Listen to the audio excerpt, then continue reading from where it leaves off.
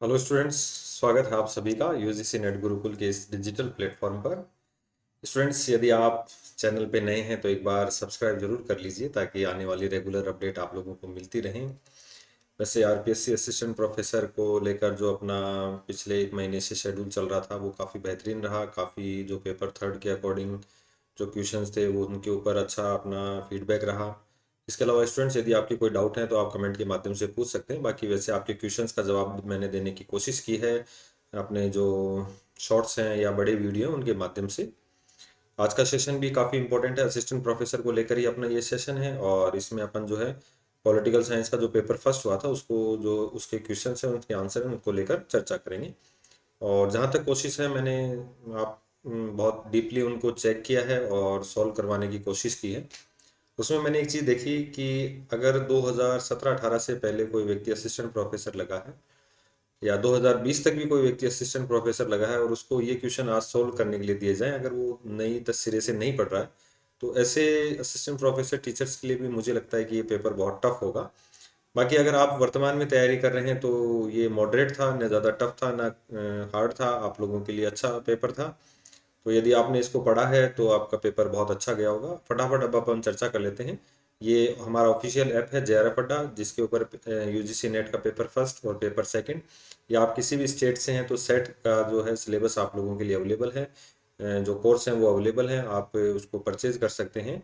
तो आपको यहाँ से काफ़ी अच्छे बेनिफिट मिलेंगे। आप लोग जेआरएफ अड्डा एप्लीकेशन डाउनलोड कीजिए और फ्री क्लासेस देखिए। इसके अलावा जो पेड क्लासें हैं आप उसका भी पूरा बेनिफिट दे सकते हैं।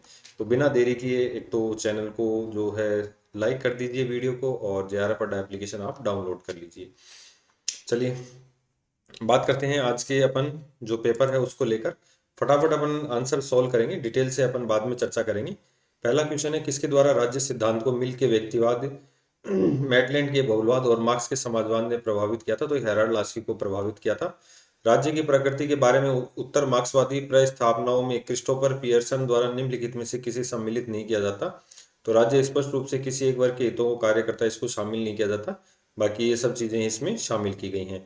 तीसरा, निम्नलिखित में से कौन से विद्वान ने तर्क दिया कि सरकार को पूर्ण रोजगार को बढ़ावा देने के प्रयास छोड़ देना चाहिए और उसके बजाय उच्च मुद्रा स्फीति जैसे कारकों से मुक्त स्थिर आर्थिक व्यवस्थाएं बनाए रखने पर ध्यान केंद्रित करना चाहिए? तो एफ ए है इसका राइट आंसर हो जाएगा। रेलिंग अराउंड द सबाल्टर्न के उपाश्रय परियोजना के मौलिक होने के दावे पर किसने प्रश्न खड़ा किया था? तो क्रिस्टोफर बेली ने यह प्रश्न खड़ा किया था। जॉन ऑस्टिन की संप्रभुता के विधिक सिद्धांत से संबंधित निम्नलिखित कथनों पर विचार कीजिए। तो राज्य एक कानूनी व्यवस्था है जिसमें एक सुनिश्चित प्राधिकार शक्ति का सर्वोच्च स्रोत होता है, बिल्कुल सही है। और कानून का नैतिक महत्व अप्रासंगिक होता है, तो ये भी सही है। और कानून संप्रभु के आदेश जैसे किसी एक स्रोत से ही उत्पन्न नहीं होते हैं, जबकि एक स्रोत से उत्पन्न होते हैं। केवल एक और दो इसका सही हो जाएगा। उत्तर उपनिवेशिक राज्य में संपत्तिशाली शोषक वर्गों के नए गठजोड़ के रूप में हमजा आलवी द्वारा पहचाने गए वर्गों में निम्नलिखित में से कौन सा सम्मिलित नहीं है? तो धार्मिक अभिजात वर्ग सम्मिलित नहीं है। सातवां क्वेश्चन, निम्नलिखित में से किस सिद्धांतकार ने शक्ति के बारे में विचार व्यक्त किया कि राजनीति शक्ति और उसके उपयोग से संबंधित संगठित विवाद है जिसमें प्रतिस्पर्धी मूल्यों, विचारों, व्यक्तियों, हितों और मार्गों के बीच चयन शामिल है? तो हेराल्ड लास्वे इसका राइट आंसर हो जाएगा।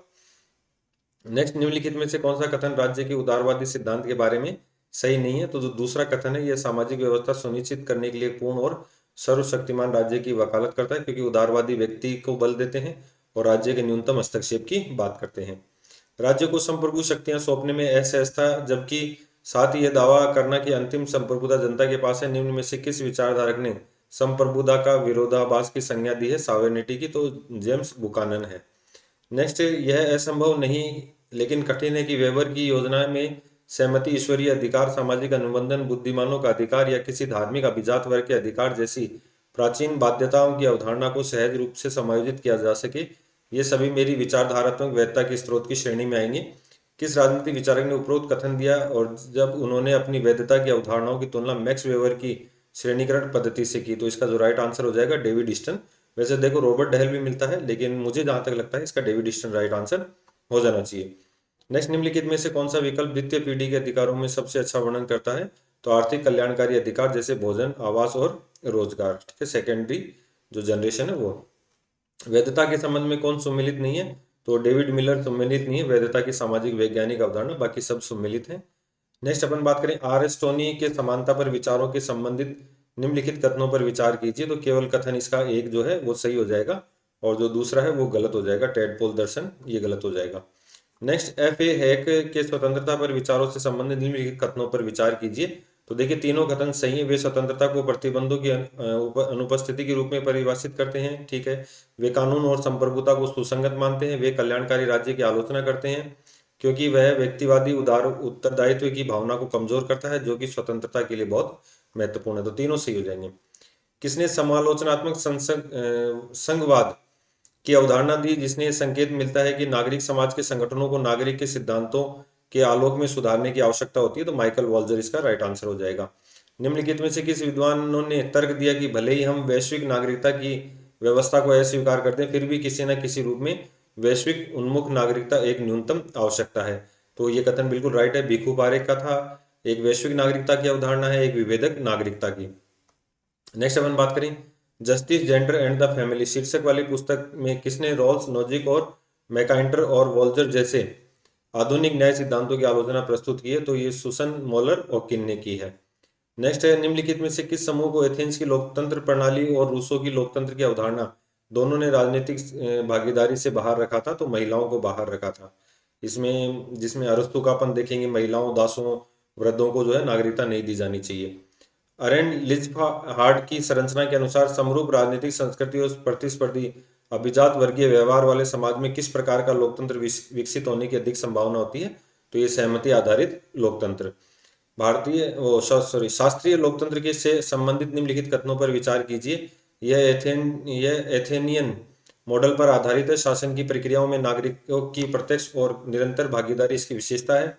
तो ये इसका राइट आंसर है। यह प्राकृतिक अधिकार सिद्धांत और उपयोगितावाद से जुड़ा है, ये गलत हो जाएगा। नेक्स्ट CB मैकफरसन के लोकतंत्र पर विचारों से संबंधित कथनों पर विचार कीजिए। तो इसके ये दोनों कथन सही हैं CB मैकफरसन के। नेक्स्ट निम्नलिखित लोकतंत्र के संदर्भ में निम्नलिखित में से प्रतिनिधि लोकतंत्र, ठीक है, प्रतिनिधि लोकतंत्र रिप्रेजेंटेटिव डेमोक्रेसी, निम्नलिखित में से कौन सा कथन डेलीगेट और ट्रस्टी दृष्टिकोण के बारे में सही है? तो डेलीगेट सही नहीं है, सॉरी, तो सही नहीं है। तो डेलीगेट मॉडल के समर्थक तर्क देते हैं कि स्वशासन को प्रभावी बनाने के लिए हमें प्रतिनिधियों को स्पष्ट रूप से जवाबदेह बनाने के तरीके खोजने होंगे। नेक्स्ट नव उदारवाद के संबंध में गलत कथन की पहचान कीजिए। तो 3 नंबर इसका राइट आंसर हो जाएगा। नव उदारवाद व्यक्तियों के लिए जीवन को गरिमापूर्ण बनाने में राज्य की सकारात्मक भूमिका का समर्थन करता है। 24 निम्नलिखित में से कथनों में परामर्शात्मक लोकतंत्र के बारे में जो है सही नहीं है। तो इसका जो चौथा है, डेविड हार्वे जो नए लोकतंत्र मॉडल के संस्थापक हैं, इसे लोकतांत्रिक सिद्धांत में परामर्शात्मक मोड कहते हैं, ठीक है। इसका जो डेविड हार्वे नहीं था, इसका ऑप्शन अलग हो जाएगा। नेक्स्ट अपन बात करें निम्नलिखित में से कौन सा विद्वान नव मार्क्सवादी है? तो इसमें देखिए एक तो हर्बर्ट मार्क्यूज हो जाएगा, जुर्गेन हेबरमास हो जाएगा और मैक्स होखमर। तो रोजा लग्जमबर्ग नहीं होगा, बाकी ये तीनों इसके राइट हो जाएंगे। जॉन मैकाइवर ने मार्क्सवादी सिद्धांत की व्याख्या के अनुसार जब आधुनिक राज्य यह दावा करते हैं कि वह समाज के सभी लोगों का प्रतिनिधित्व करता है, वास्तव में केवल वह भ्रांतिपूर्ण तरीके से मजदूरों का प्रतिनिधित्व करता है, जिससे वे अपने बारे में वैचारिक भ्रम में रहते हैं। तो इसका 2 नंबर राइट आंसर हो जाएगा। 27 निम्नलिखित में से कौन सा समकालीन शास्त्रीय उदारवाद के बारे में सही नहीं है? तो 3 नंबर इसका राइट आंसर हो जाएगा। यह सामाजिक असमानता को कम करने के लिए राज्य द्वारा वित्त पोषित लोक कल्याणकारी कार्यक्रमों का समर्थन करता है। तो नेक्स्ट समर्थन करता है, बिल्कुल हाँ, ये हो जाएगा।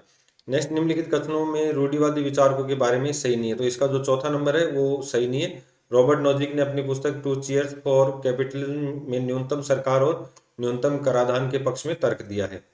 नेक्स्ट रूढ़िवाद से संबंधित गलत कथन की पहचान की थी। तो चौथा इसका राइट आंसर हो जाएगा। रूढ़िवाद समाज के योग्यतावाद के विचार में विश्वास करते हैं। नेक्स्ट अलिखित संविधान के बारे में निम्नलिखित कथनों पर विचार कीजिए। अलिखित संविधान की प्रमुख विशेषता संविधान का लचीलापन है, बिल्कुल सही है। अलिखित संविधान द्वारा शासित सरकारों में राजनीति, विधायी एवं नागरिक संस्थाएं सीमित शक्तियों के एक जानबूझकर स्तर प्रतिमान का पालन करने की बजाय निरंतर अनुकूल और रीति रिवाजों के परिणाम स्वरूप एक साथ विकसित होती है, बिल्कुल दोनों बातें सही हैं। नेक्स्ट विकासशील समाजों की संवैधानिक स्थिति का निरूपण करने के लिए कार्ल लोएनस्टाइन ने निम्नलिखित में से के बीच अंतर किया है। तो रूप रचनात्मक संविधान और विकासात्मक संविधान के बीच में कार्ल लोएनस्टाइन ने अंतर किया है। केसी वियर द्वारा प्रदत्त संविधानों के वर्गीकरण में से कौन उल्लेखित नहीं है? तो 2 नंबर राइट आंसर हो जाएगा, लोकतांत्रिक और अधिनायकवादी। नेक्स्ट, निम्नलिखित में से किसने कहा है कि ए टेलमैन द्वारा प्रतिपादित अधिनायकवादी लोकतंत्र के केंद्रीय विचार यंग मार्क्स के लेखक से नहीं मिलते हैं? तो इसका जो बिल्कुल राइट आंसर हो जाएगा रिचर्ड एन हंट। ठीक है, बाद में ये मार्क्स के विचारों को मार्क्स के बाद के विचारों को फॉलो करते हैं, लेकिन शुरुआती विचारों को फॉलो नहीं करते हैं। लोकतंत्र के शास्त्रीय सिद्धांत के संबंध में निम्नलिखित कथनों पर विचार कीजिए। तो यह सिद्धांत प्रतिनिधित्व और निर्वाचन की वास्तविकताओं को स्वीकार करता है, बिल्कुल। यह मानता है कि वर्तमान युग में प्रत्यक्ष लोकतंत्र संभव नहीं है, ये भी सही है। और इसके अनुसार लोकतंत्र एक संस्थात्मक व्यवस्था है, तीनों सही हो जाएंगे। विश्वव्यापी संविधानवाद के सिद्धांत के निम्नलिखित कथनों पर विचार कीजिए। तो विश्वव्यापी संविधानवाद बाजारों, स्वैच्छिक संघों और सेवा एजेंसियों कैसे नेटवर्क की दुनिया का सूत्रपात करता है जो राष्ट्रीय सीमाओं से परे है, बिल्कुल। विश्वव्यापी संविधानवाद स्वतंत्र और समान नागरिकों के अधिकारों पर आधारित है, इसलिए राष्ट्रीय संविधान केवल उसी सीमा तक वैध है जहां तक कि वह उन अधिकारों की रक्षा करता है, दोनों सही हो जाएंगे। नेक्स्ट, निम्नलिखित में से किस विद्वान ने सुल्तानवादी शासन व्यवस्था को परिभाषित करने के लिए वंशानुगत प्रोटोरियनवाद शब्दावली को गढ़ा है? तो जॉन जोन्स लीज इसका राइट आंसर हो जाएगा। निम्नलिखित में से अधिनायकवाद का कौन सा रूप एक आधिकारिक विचारधारा के प्रवर्तक के माध्यम से स्थापित होता है? तो सर्वाधिकारवादी हो जाएगा। जॉन डीवी, जो शिक्षा शास्त्री भी रहे हैं, के लोकतंत्र पर दृष्टिकोण से संबंधित निम्नलिखित कथनों पर विचार कीजिए। तो जॉन डीवी के अनुसार लोकतंत्र मूलतः एक सामाजिक संरचनावादी उद्यम है, बिल्कुल राइट हो जाएगा। जॉन डीवी ने इस बात पर बल दिया कि लोकतंत्र संज्ञानात्मक संसाधनों को इस तरह से एकत्रित करने की क्षमता है जिससे उन्हें सामाजिक समस्याओं के समाधान के लिए लागू किया जा सके, तो दोनों सही है। नेक्स्ट, संयुक्त राज्य अमेरिका के निम्नलिखित में से किस संविधान ने संघवाद की शुरुआत की है? तो रोनाल्ड रीगन। ठीक है, बिल्कुल, अमेरिका के राष्ट्रपति रोनाल्ड रीगन के समय। निम्नांकित में से किस देशों के समूह में केवल एक सदनीय व्यवस्थापिका विद्यमान है? तो डेनमार्क, स्वीडन, पेरू और एस्टोनिया। निम्नलिखित में से किस वर्ष में फ्रांस के राष्ट्रपति का कार्यकाल 7 वर्ष से घटाकर 5 वर्ष कर दिया था? तो इसमें देखो कई किताबों में 2002 है और 2002 है, ठीक है, तो ज्यादातर जो है वो 2002 ही देखने को मिला है। निम्नलिखित में से किन तरीकों से एकात्मक सरकार केंद्र से सत्ता हस्तांतरण कर सकती है? विसंकेंद्रण द्वारा, विकेंद्रीकरण द्वारा और अवक्रमण द्वारा। ठीक है, ये तीनों सही हो जाएंगे।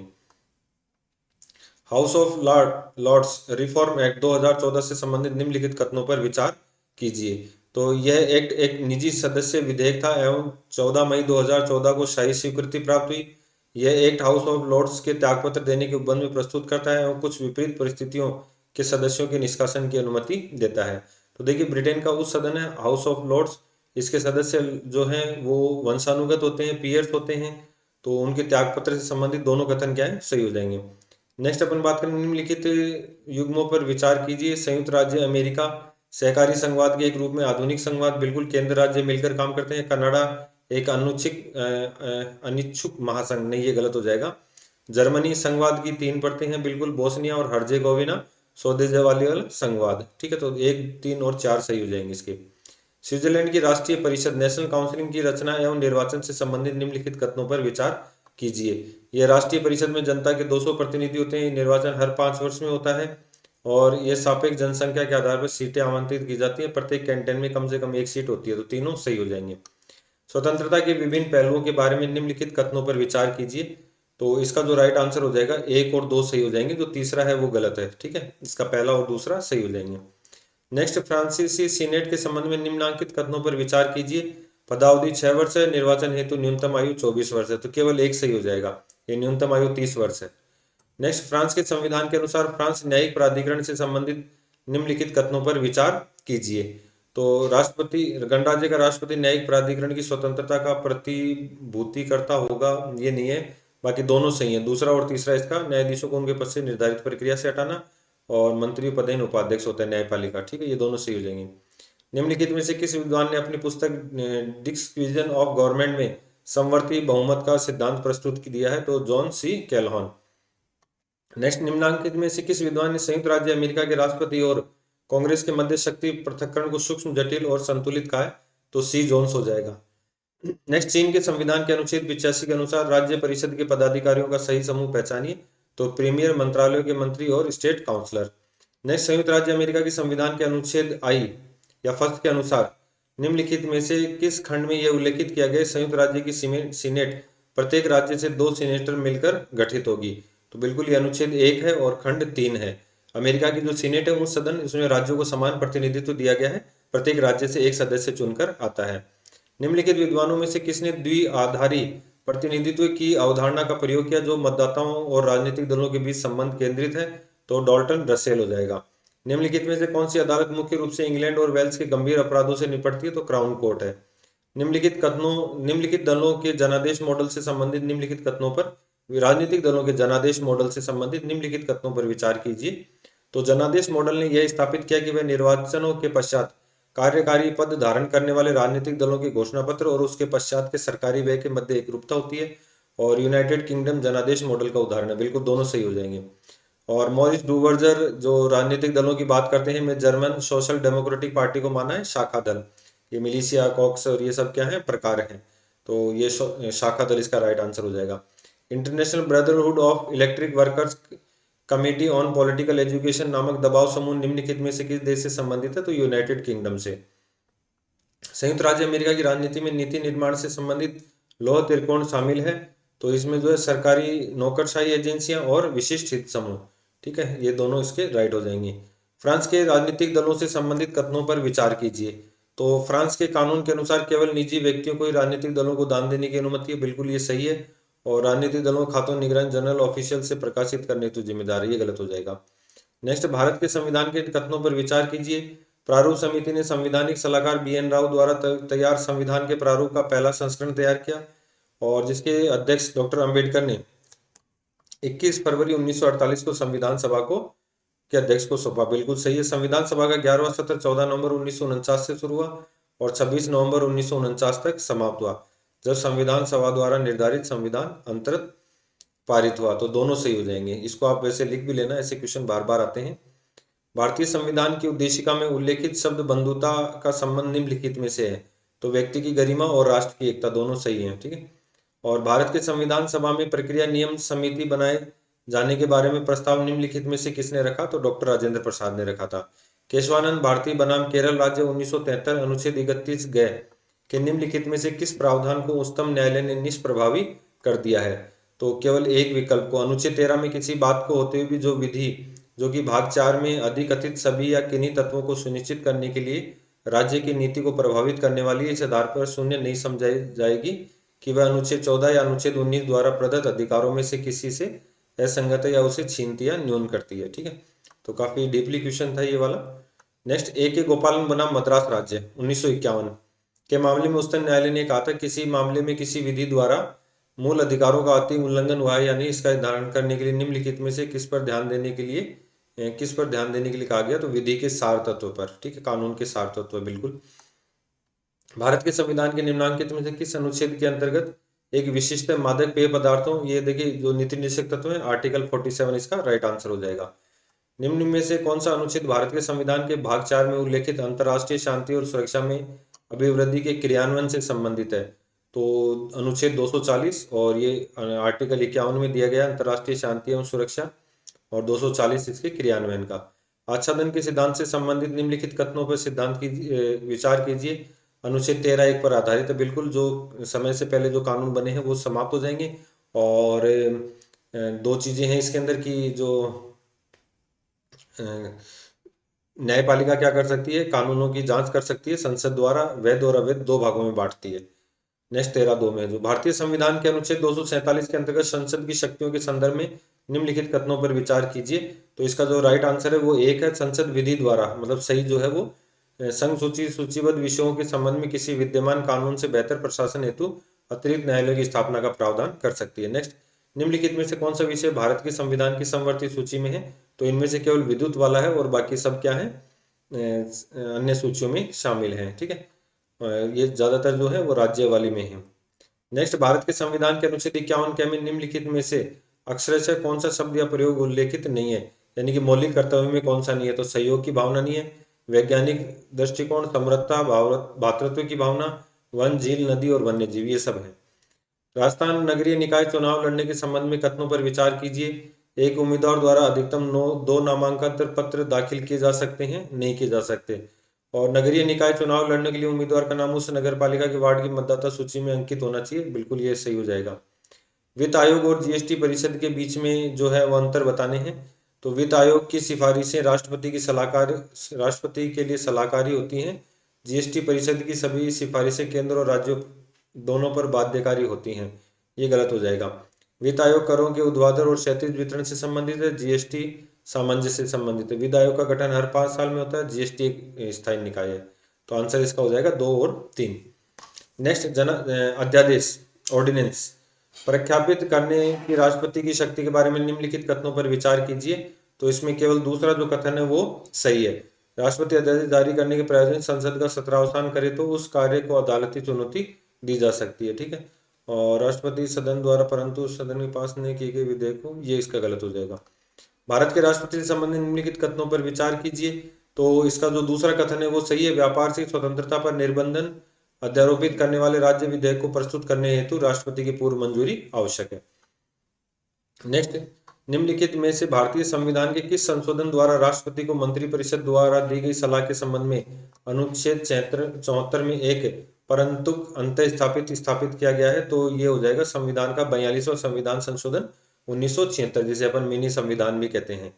भारत के संविधान के अनुच्छेद 78 में अक्षर से वर्णित निम्नलिखित प्रावधानों पर विचार करना है। तो इसके जो दोनों कथन है ये सही है। प्रधानमंत्री का यह कर्तव्य होगा कि वह संघ के कार्यपालिका के प्रशासन संबंधी और विधान विषयक प्रस्तावनाओं संबंधी मंत्रिपरिषद के सभी विनिश्चय राष्ट्रपति को सुनिश्चित करे। और प्रधानमंत्री का वह कर्तव्य होगा कार्यपालक के प्रशासक संबंधी और विधान विषयक प्रस्तावनाओं संबंधी जो कार्य राष्ट्रपति मांगे वह दे, ठीक है। नेक्स्ट, धन विधेयक के विषय में निम्न संबंध में निम्न उपबंधों में से कौन सा भारतीय संविधान के अनुच्छेद 110 में उल्लेखित नहीं है? तो ये भारत की संचित निधि उल्लेखित नहीं है, बाकी ये सब चीजें इसमें उल्लेखित हैं, ठीक है। ये आकस्मिक और संचित निधि अलग है। नेक्स्ट, लोकसभा के महासचिव के बारे में निम्नलिखित में से कौन सा कथन सही नहीं है? राज्यसभा को भेजे जाने वाले या लौटाए जाने वाले सभी विधेयक महासचिव द्वारा प्रमाणित किए जाते हैं। महासचिव को किसी संसदीय समिति की बैठक की तिथि और समय निर्धारित करने का अधिकार है यदि उस समिति का अध्यक्ष तत्काल उपलब्ध न हो। और लोकसभा के महासचिव को भारत के चुनाव आयोग द्वारा राष्ट्रपति चुनाव के लिए पदेन रिटर्निंग अधिकारी नियुक्त किया जाता है। तो इसमें तीनों कथन सही है। एक बार चुनाव में जो अधिकारी होता है वो लोकसभा का महासचिव और एक बार राज्यसभा का महासचिव, तो तीनों कथन इसके सही हो जाएंगे। नेक्स्ट, उच्चतम न्यायालय ने निम्नलिखित में से किस निर्णय में कहा कि उच्चतम न्यायालय और उच्च न्यायालयों के न्यायाधीशों पर भ्रष्टाचार निवारण अधिनियम 1947 के अधीन अपराधों के लिए अभियोजन चलाया जा सकता है? तो ये की के वीरास्वामी बनाम भारत संघ। नेक्स्ट, कौन सा युग में सम्मिलित नहीं है? मतलब कहाँ पर उच्च न्यायालय की स्थापना जो वर्ष है वो गलत दी गई है।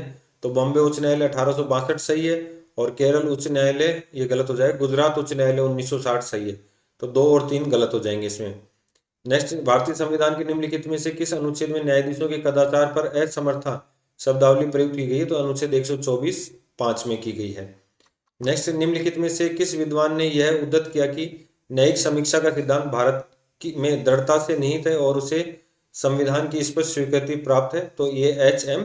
सिरवई के द्वारा कहा गया था। नेक्स्ट, ये आप लोगों के लिए बोनस रहेगा इसमें, क्योंकि जो है न्यायविद उपेंद्र बख्शी ने न्यायिक सक्रियता से उत्पन्न होने वाले भय का एक वर्गीकरण प्रस्तुत किया। निम्नलिखित में से कौन सा वर्गीकरण का हिस्सा नहीं है? ये चारों उसके वर्गीकरण के हिस्से हैं, ठीक है। तो ये आपके लिए बोनस रहेगा। भारत के उच्चतम न्यायालय के संबंध में निम्नलिखित कथनों पर विचार कीजिए।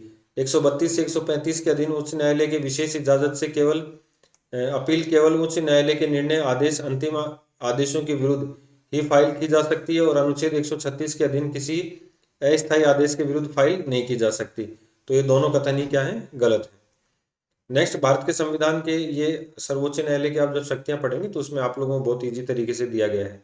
भारत के संविधान में निम्नलिखित में से किस अनुच्छेद के अंतर्गत राज्यपाल राज्य विधानमंडल के सदन का या किसी सदन का सत्रावसान कर सकेगा? तो 174(2) में हो जाएगा। और संविधान के अनुच्छेद 160 के रूप में कौन सा सही रूप में वर्णित है? तो इसके अंदर केवल ये वर्णित है, यह राष्ट्रपति को आकस्मिकताओं में राज्यपाल के कार्यों के निर्वहन हेतु प्रावधान करने का अधिकार देता है, ठीक है। नेक्स्ट, भारत के सर्वोच्च न्यायालय के निम्नलिखित न्यायाधीशों में से किस न्यायाधीश ने केशवानंद भारती बनाम केरल राज्य 1973 मामले में असहमतिपूर्ण निर्णय दिया था, यानी कि उस निर्णय में असहमति प्रकट की थी? तो ये न्यायाधीश थे के मैथ्यू। भारतीय संविधान के निम्नलिखित में से किस अनुच्छेद में उल्लेख है कि राष्ट्रपति द्वारा किसी निकटवर्ती केंद्र शासित प्रदेश के प्रशासक के रूप में नियुक्त राज्य का राज्यपाल प्रशासक के रूप में अपने कार्यों का निर्वहन करने में मंत्रिपरिषद की सहायता और सलाह से स्वतंत्र है? तो ये आर्टिकल 239 2 में कहा गया, 239 2 में। और सूची 1 को सूची 2 से सम्मिलित करना है, तो इसका देखो मैं आपको डायरेक्ट राइट आंसर बता देता हूँ। 4 राइट आंसर हो जाएगा, 3 1 4 2। ठीक है, 3 1 4 2। तो ये 3, ये यहाँ पर 1 और फिर इसका 4 और इसका 2। ठीक है, अनुच्छेद 188 क्या है? सदस्यों का शपथ पत्र या प्रतिज्ञा। निम्नलिखित में से कौन सी नव शास्त्रीय यथार्थवाद की विशेषताएं हैं? तो दोनों इसकी शास्त्रीय यथार्थवाद की क्या है? विशेषताएं हैं। नेक्स्ट अपन बात करें, अंतर्राष्ट्रीय राजनीति में आदर्शवाद के प्रमुख सिद्धांतों से संबंधित निम्नलिखित कथनों पर विचार कीजिए। मानव स्वभावतः मूलतः अच्छा है और परोपकार करने में सक्षम है। युद्ध समाप्त किया जा सकता है और किया भी जाना चाहिए। युद्ध अंतर्राष्ट्रीय संबंधों का सबसे बुरा लक्षण है। बिल्कुल तीनों सही है। रॉबर्ट कॉक्स के अनुसार एक प्राधान्य ऐतिहासिक रचना में शामिल है, तो उत्पादन के सामाजिक संबंध राज्य के रूप में और विश्व व्यवस्था के रूप में। अंतर्राष्ट्रीय राजनीति के प्रकारात्मकवाद उपागम से संबंधित निम्नलिखित कथनों पर विचार कीजिए। तो इसका जो पहला है वो सही है। प्रकारात्मकवाद का मुख्य उद्देश्य राज्य की सीमाओं को कमजोर करना और अंततः उन पर क्या करना है? विजय प्राप्त करना है। निम्नलिखित में से कौन सी व्यवस्थाएं मार्टन कापलान के अंतर्राष्ट्रीय व्यवस्था के 6 प्रतिकानों का भाग नहीं है? तो केवल दो, एक तो बहुध्रुवीय नहीं है और एक क्या नहीं है? अधिराष्ट्रीय नहीं है। तो शक्ति संतुलन, पदानुक्रमिक, शिथिल द्विध्रुवीय और सार्वभौमिक, ये सभी क्या है? शामिल हैं। नव यथार्थवाद के संबंध में केनेथ वाल्टज के विचारों से संबंधित निम्नलिखित कथनों पर विचार कीजिए। तो इसके दोनों कथन सही है केनेथ वाल्टज के। और केनेथ वाल्टज के आप देखना 2-3 क्वेश्चन आए इस पेपर में। निम्नलिखित विद्वानों में से किससे संबंध आश्रित विकास की अवधारणा प्रस्तुत की है? तो ये फर्नांडो एच कार्डोसो ने। नेक्स्ट, निम्नलिखित विद्वानों में से किसने यह तर्क दिया कि रचनावादी यह स्पष्ट करने में विफल रहते हैं कि मानदंड कैसे बनते हैं, पहचान कैसे आकार लेती है और हितों को कैसे परिभाषित किया जाता है? तो ये जॉन मेयर शाइमर है। नेक्स्ट, खेल सिद्धांत, तो जो चिकन गेम डिप्लोमेसी है, तो इसका राइट आंसर हो जाएगा। ये सब खेल, ये पर्सन टू पर्सन, ये विदेश नीति, battle of the success, the prisoner dilemma, ये सब विदेश नीति से संबंधित है। यथार्थवादी और आदर्शवादी सिद्धांत आपने पढ़े होंगे। तो खेल सिद्धांत के किस प्रतिमान की मुख्य विशेषता यह है कि यदि कोई राष्ट्र अपने प्रतिद्वंदी राष्ट्र के इरादों को पूरी तरह न समझता हो, तो वह भी अपनी ऐसी नीति का अनुसरण करता है जिससे अपने हितों की रक्षा हो सके, बशर्ते कि वह इस बात की परवाह न करे कि उसकी नीति से दूसरे प्रतिद्वंदी राष्ट्रों को लाभ होना भी संभव है। तो चिकन गेम। निम्नलिखित कथनों पर विचार कीजिए। संचार सिद्धांत मानता है कि राजनीति मूल रूप से मार्गदर्शक, समन्वय तथा नियंत्रण की प्रक्रिया है जिसमें शक्ति प्राथमिक भूमिका निभाती है। और संचार सिद्धांत में मनोयोग का केंद्रीय बिंदु निर्णय निर्माण है। तो दोनों सही हो जाएंगे। An economic theory of democracy निम्नलिखित में से किसकी रचना है? तो एंथनी डाउन्स की। राष्ट्रीय शक्ति के प्रयोग की विधियों के संबंध में निम्नलिखित में से कौन सा युग्म सही है? तो बल, दंड, प्रेरणा और पुरस्कार, ये सही हो जाएगा। निम्नलिखित विचारकों में से किसने राष्ट्रीय हित को वैध और जो वैध नहीं है में अंतर करने की आवश्यकता को रेखांकित किया? तो देखिए केनेथ वाल्टज वापस आ गया। सौदेबाजी के सिद्धांत के संबंध में निम्नलिखित कथनों पर विचार कीजिए। यह शून्योत्तर योग स्थितियों पर विचार करता है। बिल्कुल सही है। यह केवल शुद्ध संघर्ष की स्थिति में ही प्रासंगिक है, शुद्ध सहयोग की स्थिति में नहीं। गलत हो जाएगा ये। तो केवल एक विकल्प सही हो जाएगा। निम्नलिखित में से किसने यह कहा था कि शक्ति संतुलन ईश्वर का उपहार नहीं है और इसे मनुष्य के सक्रिय हस्तक्षेप से प्राप्त करना होता है? तो निकोलस जे स्पाइकमैन। नेक्स्ट, सामूहिक सुरक्षा अवधारणा से संबंधित निम्नलिखित कथनों पर विचार कीजिए। तो इसका जो कथन 2 है वो सही है। ठीक है, 21वीं सदी में जब राज्यों के बीच नहीं बल्कि उनके भीतर युद्ध आम बात हो गई थी, सामूहिक सुरक्षा कोई समाधान प्रस्तुत नहीं रखती है। नेक्स्ट, निम्नलिखित विद्वानों में से किसने किन कंट्री सिंड्रोम की अवधारणा को प्रतिपादित किया, जिसने शीत युद्ध के बाद की अवधि में सहयोग और गठबंधन के प्रमुख आधार के रूप में पारंपरिक शक्ति संतुलन के विचार को राजनीतिक विचारधारा को प्रतिपादित कर दिया? तो ये क्या हो जाएगा? SDS Greenway. नेक्स्ट अपन बात करें सामरिक आक्रामकता अधिकार की सीमा के संबंध में कुछ उपायों पर संयुक्त राज्य अमेरिका और सोवियत समाजवादी गणराज्य संघ के मध्य एक अंतरिम समझौता साल्ट फर्स्ट और एक साल्ट सेकंड, एक स्टार्ट फर्स्ट और एक स्टार्ट सेकंड, 26 मई 1972 को निम्नलिखित में से किस पर कहां पर हस्ताक्षर हुए थे? तो मॉस्को में हुए थे। और कौन सा युग्म सही सम्मिलित है? परमाणु हथियार नियंत्रण समझौते, तो अंटार्कटिका संधि 1959।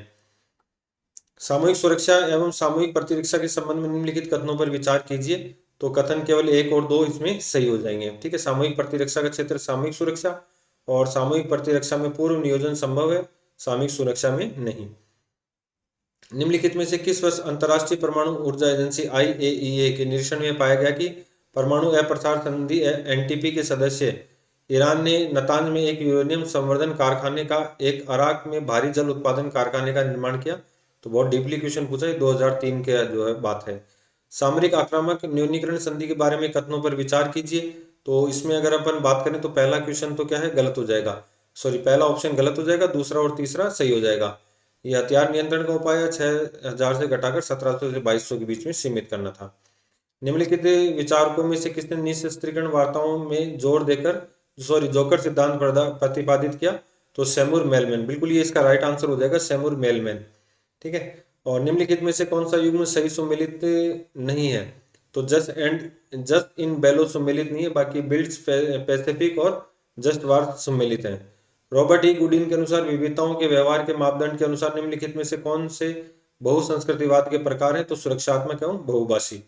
समकालीन पश्चिम के लिए विशिष्ट युद्ध के लिए एक रूप दर्शक खेल युद्ध सिद्धांत निम्नलिखित में से किसने गढ़ा है? तो कॉलिन मैकिन ने। निम्नलिखित में से कौन सा संगठन प्रारंभिक प्रथम लहर क्षेत्रीयवाद से संबंधित है?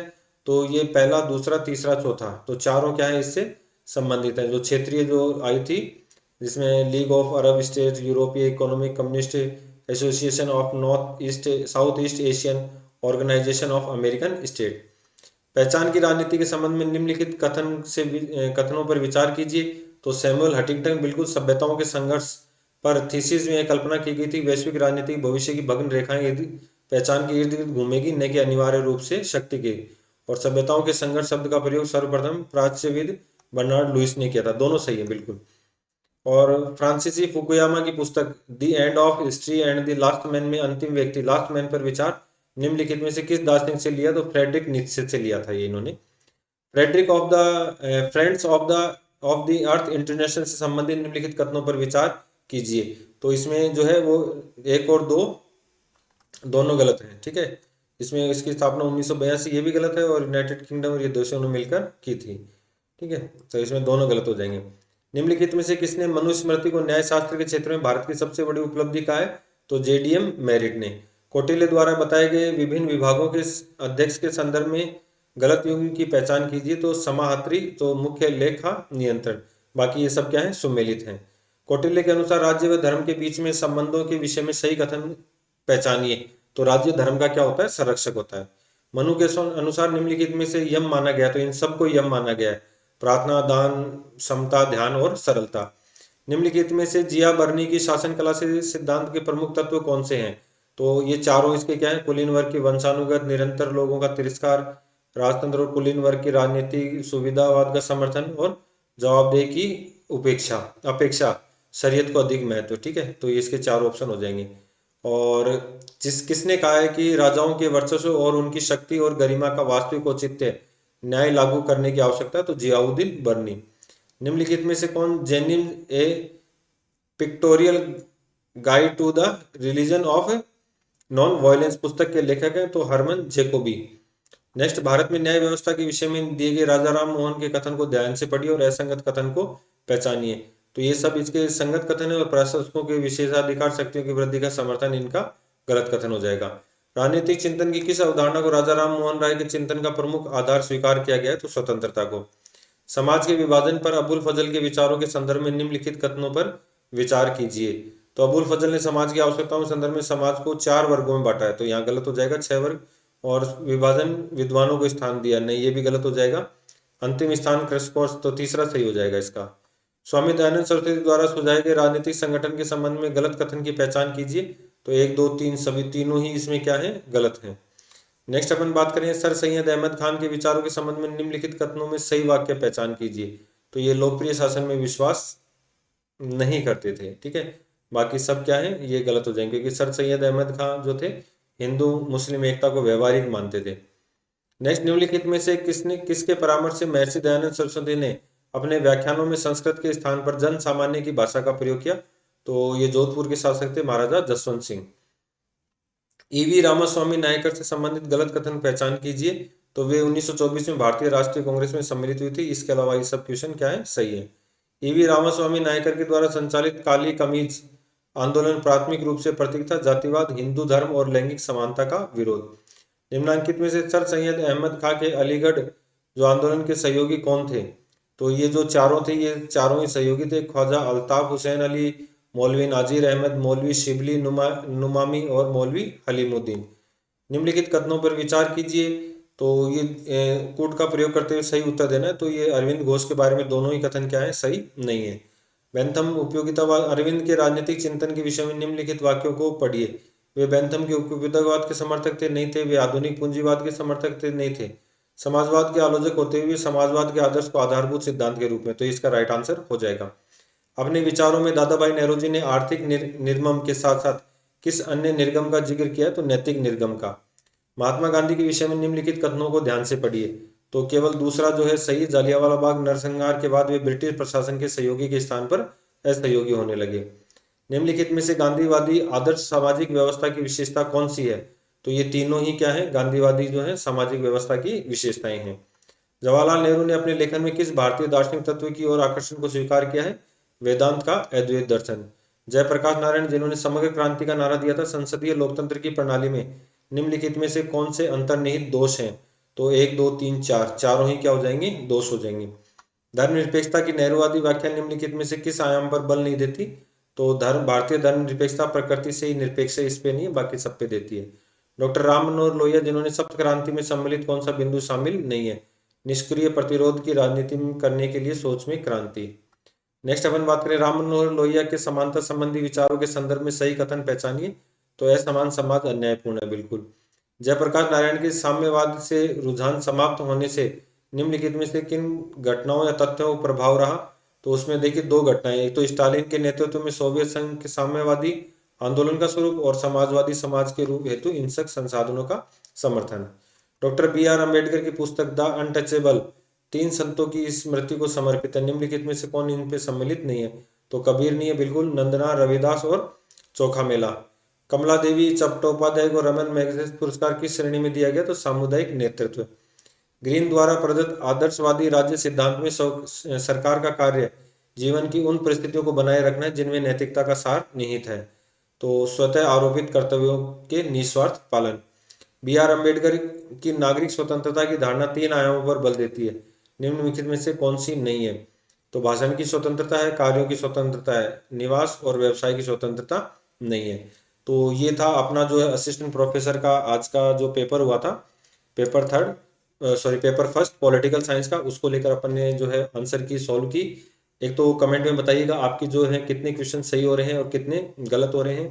पेपर फर्स्ट में कितने नंबर, पेपर सेकंड में 36% और पेपर थर्ड में भी 36% आप लोगों का जो क्वालिफिकेशन क्राइटेरिया है वो क्रॉस हो रहा है या नहीं हो रहा। इसके अलावा यूजीसी नेट दिसंबर और जून वाले पेपर की यदि आप तैयारी करना चाहते हैं तो हमारा ऑफिशियल ऐप JRF अड्डा डाउनलोड करें। और चैनल को यदि अभी तक सब्सक्राइब नहीं किया है तो सब्सक्राइब जरूर कर लें ताकि रेगुलर अपडेट मिलती रहें। और वीडियो पर बेल आइकन और जो लाइक का बटन है उसको जरूर प्रेस करें। मिलते हैं नेक्स्ट वीडियो में, धन्यवाद।